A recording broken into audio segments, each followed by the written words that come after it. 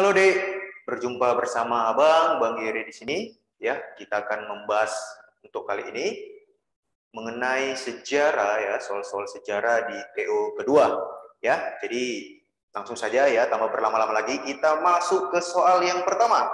Di mana soal pertama di sini ya, bangsa Eropa melakukan penjelajahan samudra, mencari jalan menuju ke Asia untuk mendapatkan barang dagangan dari Asia yang mereka butuhkan. Hal ini disebabkan oleh dampak dari ya. Jadi di sini bicara mengenai apa sih ya dampak sehingga bangsa Eropa melakukan yang namanya penjelajahan samudra ke Asia, yang dimana itu dampaknya dari mana, yaitu Konstantinopel. Apa itu Konstantinopel? Konstantinopel ini merupakan pusat perdagangan internasional nih, di mana bangsa-bangsa ya pedagang-pedagang dari Eropa, dari Asia itu datang ke Konstantinopel ya, yang sekarang ada di daerah Turki, di mana mereka melakukan ya kegiatan ekonomi jual beli barang ya. Akan tetapi ketika Konstantinopel jatuh ke tangan Turki Utsmani ya, di mana nanti dilarang para pedagang Eropa untuk berdagang di sana. Jadi bisa dibilang ya, untuk nomor satu jawaban yang paling tepat itu adalah ayam, yaitu jatuhnya kota Konstantinopel ke tangan Turki Utsmani ya. Jadi nomor satu A ya Dek. Oke, kita lanjut ke nomor yang kedua. Perhatikan data berikut ini. Yang pertama semangat 3G, Gold, Glory, Gospel. Yang kedua perang salib. Ketiga adanya keinginan untuk mendapatkan rempah-rempah. Yang keempat jatuhnya kekaisaran Romawi. Yang kelima adanya semangat penaklukan Reconquista. Dari data di atas yang menjadi pendorong bangsa Eropa melakukan penjelajahan samudra. Jadi yang ditanya di sini yang di nomor 2 adalah faktor-faktor pendorong. Ya, faktor pendorong bangsa Eropa melakukan yang namanya penjelajahan samudra. Di mana untuk faktor-faktor pendorongnya ya, yang pertama itu ada semangat 3G. Kalian pasti sudah pernah ya sering mendengar lah mengenai semangat 3G, di mana nanti ada gold. Gold di sini artinya emas, kita tahu ya kan, artinya emas di sini mencari harta, kekayaan. Ya, bisa juga dimaksudkan adalah rempah-rempah di sini, ya. Karena apa? Karena rempah-rempah pada waktu itu dijual dengan harga yang tinggi. Kenapa? Karena pada saat itu kan benua Eropa mengalami yang namanya musim dingin. Jadi rempah-rempah ini memiliki manfaat untuk menghangatkan tubuh. Makanya seperti yang bilang tadi, rempah-rempah di pasar dunia internasional ya, di pasar internasional itu dijual dengan harga yang tinggi. Makanya bangsa-bangsa Eropa berlomba-lomba mencari daerah penghasil rempah-rempah, di mana salah satunya adalah Indonesia nih. Nah, kemudian semangat yang kedua tadi dalam 3G ada glory di sini, artinya mencari kekuasaan. Setelah dikuasai rempah-rempahnya ya, mereka juga menanamkan pengaruh, istilahnya menguasai daerah penghasil rempah-rempah tadi deh. Ya, kemudian ada gospel ya, artinya selain apa ya, menguasai rempah-rempah ya, memperluas kekuasaan ya, membangun kekuasaan, mereka juga sambil ya menyebarkan agama Kristen ya, itulah maksud tadi gospel. Jadi adanya semangat 3G, Gold, Glory, Gospel merupakan salah satu faktor pendorong bangsa Eropa melakukan yang namanya penjelajahan samudra. Kemudian yang kedua adanya keinginan yang mendapat rempah-rempah, ini sudah jelas. Yang ketiga adanya semangat Reconquista, artinya penaklukan kembali, di mana bangsa Eropa mengalami kekalahan ya ketika Konstantinopel jatuh ke tangan Turki Utsmani. Jadi mereka ada semangat untuk apa ya? Istilah kayak balas dendam ya, istilahnya ingin menaklukkan kembali daerah penghasil rempah-rempah khususnya di daerah kawasan Asia ya Dek. Jadi untuk nomor 2 yang paling tepat di sini adalah nomor 1, 3, 5. Berarti jawabannya adalah D ya. Kemudian kita lanjut yang ke nomor 3. Di sini pertanyaannya adalah bangsa yang sampai di Maluku ya pada tahun 1512, selang 1 tahun setelah mereka sampai dan menguasai Malaka pada tahun 1511. Adalah bangsa apa? Yang dimana ya bangsa Portugis ya, dimana bangsa Portugis pada tahun 1511 mereka pertama kali sampai di Malaka nih. Yang dimana nanti bangsa Portugis kemudian melanjutkan perjalanannya ke daerah Indonesia, itu lebih tepatnya di Kepulauan Maluku tahun 1512. Nanti itu di daerah Ternate nih ya. Jadi nomor 3, untuk soal nomor 3 ya, itu jawabannya adalah A ya, bangsa Portugis. Kemudian yang keempat, Fathahillah adalah salah satu tokoh yang berhasil mengusir Portugis pada tahun 1522 ya, tahun 1522 Masehi. Dari mana? Ya, di mana nanti jawabannya di sini adalah B.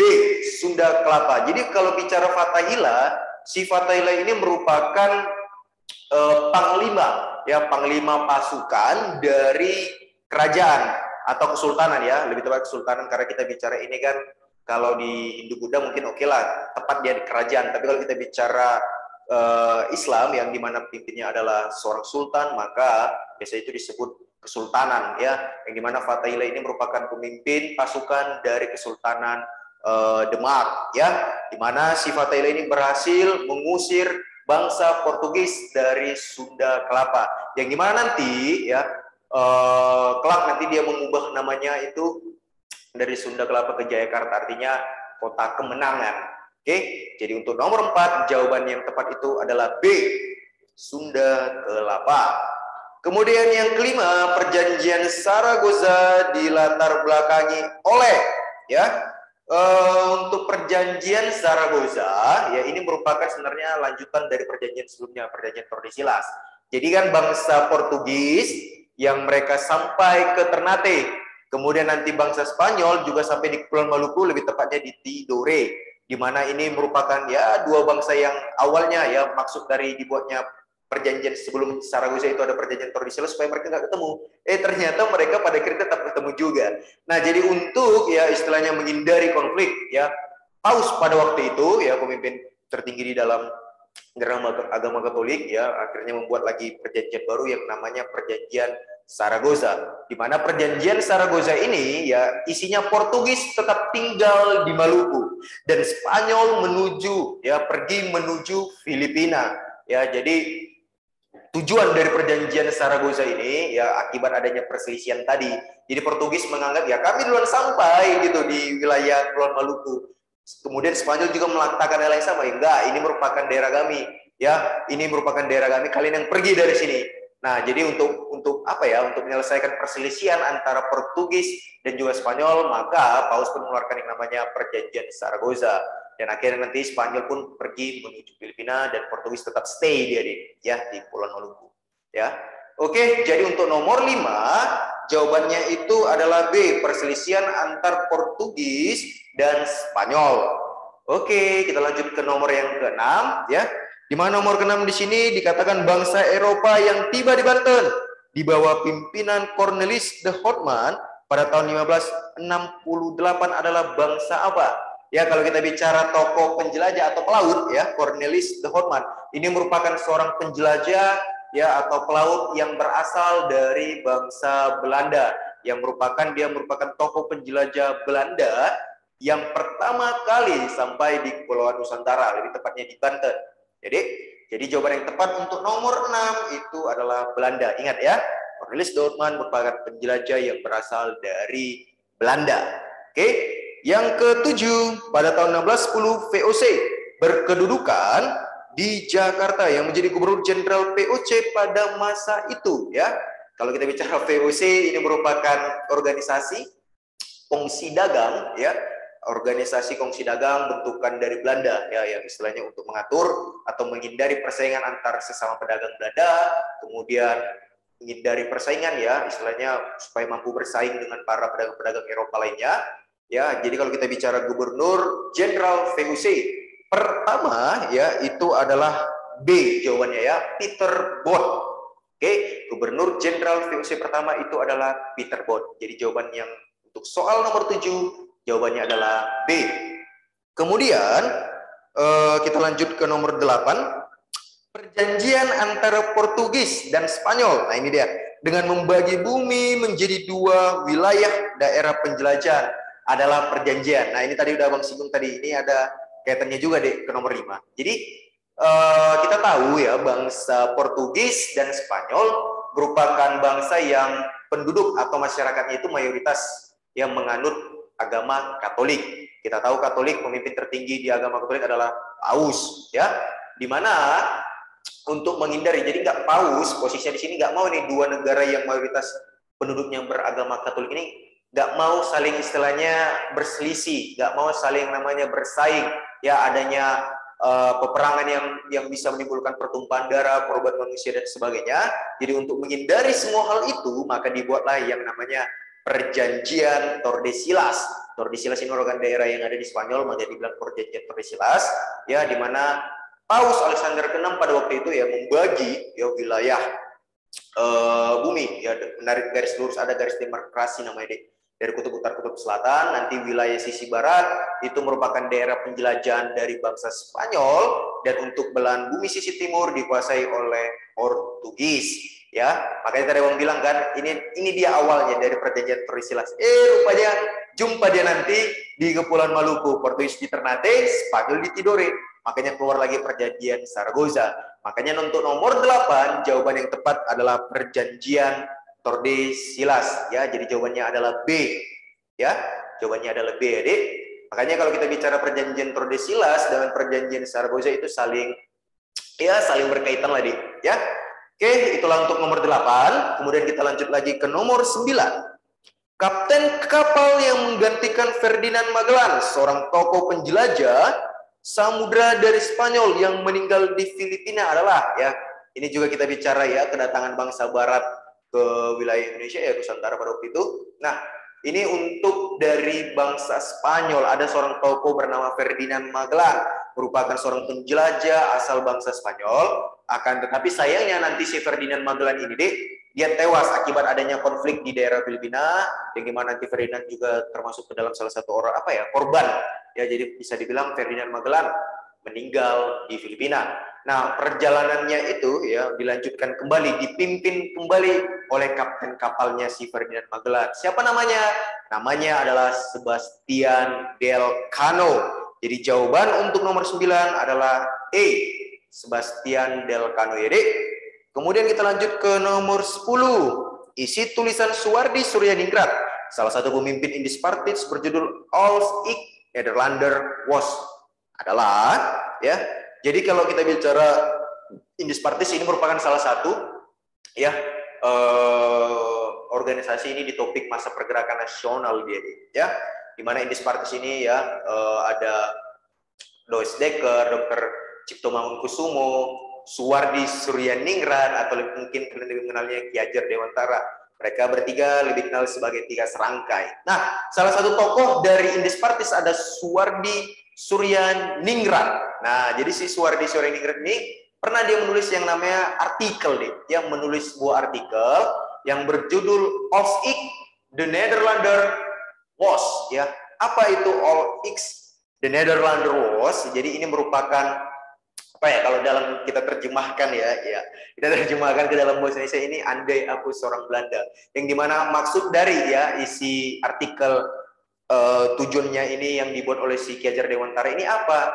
Yaitu merupakan sebuah kritikan terhadap pemerintah Belanda, yang dimana dalam rangka pada waktu itu Belanda lagi merayakan hari kemerdekaannya, ya. Jadi rakyat Indonesia itu istilahnya dipaksa untuk sama-sama ikut merayakan hari bahagianya, ya, hari kemerdekaan Belanda. Padahal kita tahu sendiri ya, Indonesia posisinya kan adalah bangsa yang dijajah oleh bangsa Belanda. Jadi si Ki Hajar Dewantara ini istilahnya nggak terima lah dengan perbuatan ya, tindakan yang dilakukan oleh pemerintah Belanda ini, ya. Makanya dia menulis sebuah artikel All X the Nederlander was, yang dimana di dalam bahasa Indonesia itu andai aku seorang Belanda. Jadi untuk nomor 10 itu jawabannya adalah B, ya. Menganggap ironis tindakan pemerintah Belanda untuk mengajak kaum bumi putra, dalam hal ini maksudnya Indonesia, ya, sebagai bangsa terjajah memperingati kemerdekaan negeri jajahan. Jadi bisa dibilang ya sangat miris lah ini, makanya yang menjadi poin kritikan oleh si Ki Hajar Dewantara, deh. Oke, itulah untuk nomor 10. Kemudian ada nomor 11, ya, yang bukan merupakan faktor timbulnya pergerakan nasional dari internal adalah, nah ini dia, kita bicara pergerakan nasional, di mana nanti ada faktor internalnya, di faktor internal dan faktor eksternal. Tapi di sini kita fokus dulu ke internalnya. Artinya kalau bicara faktor internal, ya, berarti dari dalam dia, ya, faktor-faktor dari dalam sehingga timbulnya pergerakan nasional. Apa-apa saja? Yang pertama nanti ada munculnya kaum terpelajar atau cendekiawan, ya. Munculnya kaum terpelajar, ya, atau golongan terpelajar, atau bisa disebut juga cendekiawan, ya. Ini merupakan dampak politik etis, ya, yang dikemukakan oleh Van de Venter, karena nanti ada salah satunya itu isinya edukasi, ya, istilahnya memberikan pendidikan kepada rakyat Indonesia, yang dimana nanti dari sini dampaknya adalah munculnya orang-orang yang sudah terpelajar, istilahnya yang sudah menerima pendidikan, walaupun dia belum merata, istilahnya hanya golongan bangsawan atau menengah ke atas yang istilahnya mendapat pendidikan. Oke, itulah untuk faktor yang pertama. Jadi pernah Bang baca soal itu, faktor utama timbulnya pergerakan nasional. Nah, kalau kalian nanti dapat soal yang seperti itu, Dek, maka jawaban yang paling tepat nanti itu adalah munculnya kaum atau golongan terpelajar atau cendekiawan. Oke, kemudian ya faktor-faktor lainnya itu penderitaan akibat penjajahan. Nah, ini sudah pasti ya, sudah jelas. Tentu saja kalau kita sudah dijajah, pasti nggak ada yang enak, Dek, ya pasti menderita. Ya, dimana pada waktu itu Indonesia dijajah oleh bangsa Belanda. Kemudian keinginan untuk merdeka, ya ini saling berkaitan ya, sudah pasti ya. Ketika kita sudah menderita, tentu adanya keinginan untuk bisa lepas dari tangan bangsa penjajah tadi ya. Karena mereka sudah terlalu lama menderita, sudah terlalu cukup lama menderita, jadi tentunya mereka ingin merasakan yang namanya kemerdekaan, kebebasan itu tadi. Oke, jadi untuk nomor 11 yang tepat adalah jawabannya, karena ditanya di sini kan yang bukan, ya berarti yang bukan termasuk faktor internal ya. Oke, harus hati-hati dia dalam membaca soalnya ditanya yang bukan, ya berarti kecuali apa?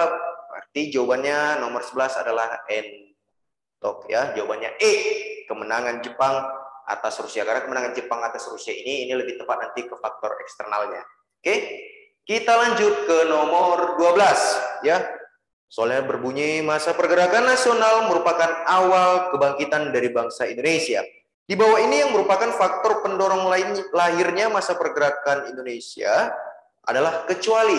Oke, jadi ini juga bicara mengenai faktor-faktor pendorong lahirnya atau timbulnya pergerakan nasional. Seperti yang bilang ya, ada faktor internal, ada faktor eksternal. Oke, untuk tadi faktor internalnya ini sudah aku sampaikan. Nah, makanya Bang buat di sini langsung dia faktor eksternalnya. Dimana kalau kita bicara faktor eksternal artinya yang dari luar ya, bukan dari dalam Indonesia sendiri, tapi dari luar, dari negara lain misalnya. Dimana nanti ada beberapa ya faktor eksternalnya. Yang pertama adalah masuknya paham-paham baru ya, masuknya paham-paham baru ke Indonesia, misalnya nasionalisme ya, paham cinta tanah air, kemudian liberalisme ya, paham kebebasan berpikir, bertindak, berperilaku ya, kemudian ada komunisme yang semuanya istilahnya diatur oleh negara ya, kemudian ada demokrasi yang pemerintahan berasal dari rakyat, oleh rakyat, dan untuk rakyat. Oke, itu faktor eksternal yang pertama. Kemudian yang kedua nanti ada kemenangan Jepang atas Rusia. Loh, apa hubungannya Bang Jepang menang sehingga di Indonesia timbul pergerakan nasional? Jadi hubungannya adalah Jepang dan Indonesia yang merupakan bangsa Asia ya. Kalau kita bicara bangsa Asia, kurang lebih fisiknya itu kurang lebih sama deh. Ya, istilahnya fisik orang-orang Asia itu kalah ya, istilahnya kalah postur badannya itu dengan orang-orang Eropa yang tinggi, besar, gagah ya kan. Tapi Jepang berhasil mematahkan stigma itu tadi deh ya, dimana walaupun fisik orang Eropa dalam hal ini Rusia ya jauh lebih perkasa istilahnya ya, tapi Jepang mampu kok berhasil. Nah, jadi karena hal tersebut itu mendorong timbulnya pergerakan nasional Indonesia, yang dimana ya rakyat Indonesia menganggap pada waktu ya, kalau Jepang saja bisa, kenapa kita tidak ya.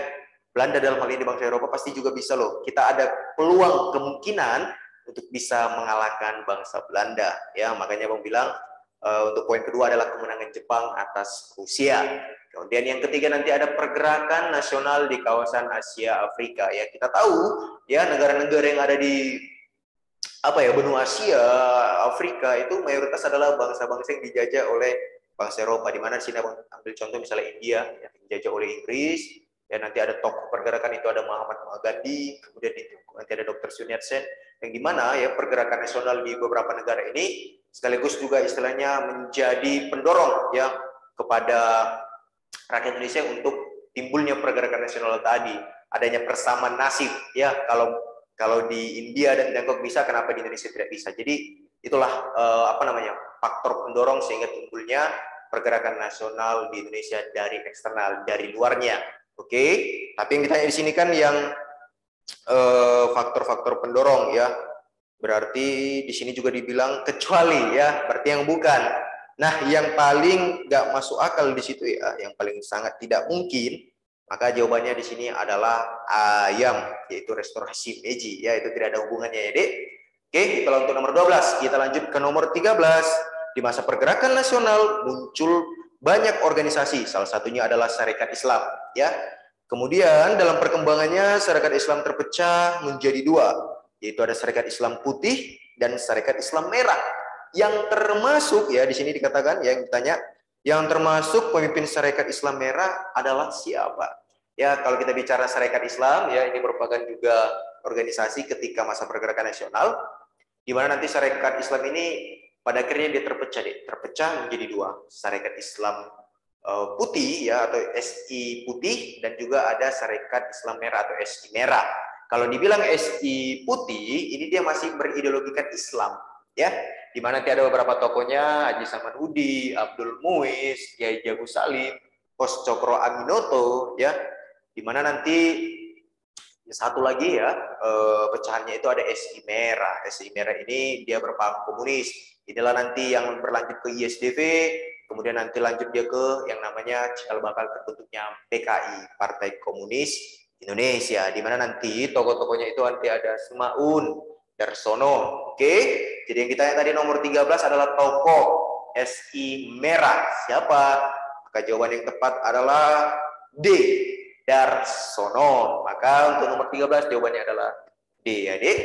Kemudian yang ke-14, Sarekat Islam merupakan organisasi masa pergerakan yang cenderung lebih berhasil menghimpun anggota dibandingkan Budi Utomo. Karena apa? Ya, memang benar, ya. Kalau dibandingkan antara Budi Utomo dengan Sarekat Islam, maka kalau kita bicara perkembangannya jauh, ya, lebih berkembang, pesat itu adalah Sarekat Islam. Nah, apa yang menyebabkan Sarekat Islam ini jauh lebih berkembang pesat daripada Budi Utomo? Nah, jawabannya di sini adalah SI berkembang pesat karena bersifat terbuka.